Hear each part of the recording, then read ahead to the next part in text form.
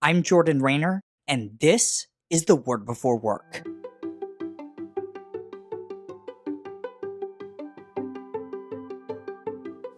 Today we're reading from Ephesians 5, verses 15 through 17.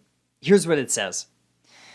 Be very careful then how you live, not as unwise, but as wise, making the most of every opportunity because the days are evil.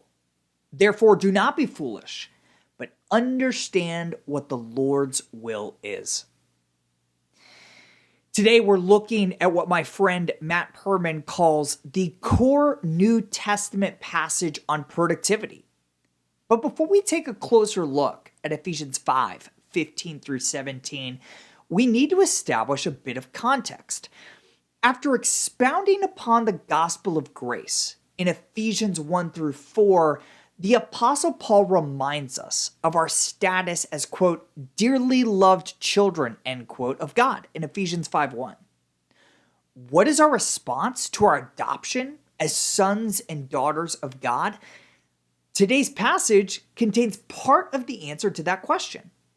Paul is saying that part of our response to the gospel is to, quote, make the most of every opportunity, end quote.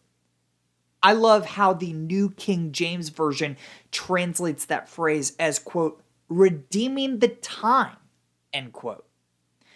The Greek word exagorazo, which we translate to mean redeeming and redeeming the time, literally means to buy up or to ransom.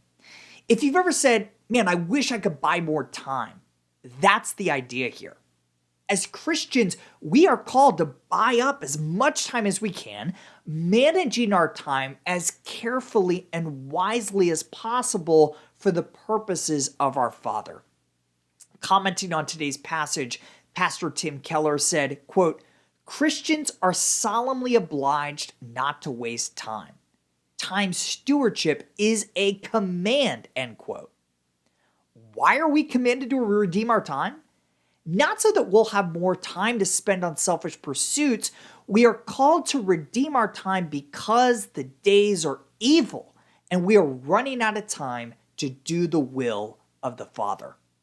In her excellent book, None Like Him, Jen Wilkin puts it this way, quote, we are commanded to be time redeemers, those who reclaim our time from useless pursuits and employ it to the glory of God, end quote. Paul is showing us that good time management isn't unspiritual or secular. It is a proper response to the gospel and our adoption into God's family. God is at work in the world, and he has invited you and me to participate in that work through our vocations.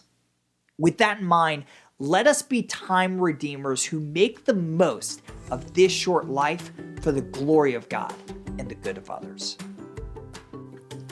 Today's devotional only scratches the surface of how God's Word connects to our work. If you want to go deeper, sign up for my free 20-day devotional called The Word Before Work Foundations at twbwfoundations.com.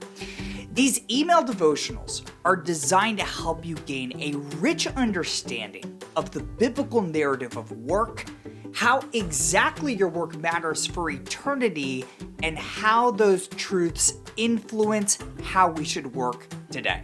Sign up for free right now at twbwfoundations.com.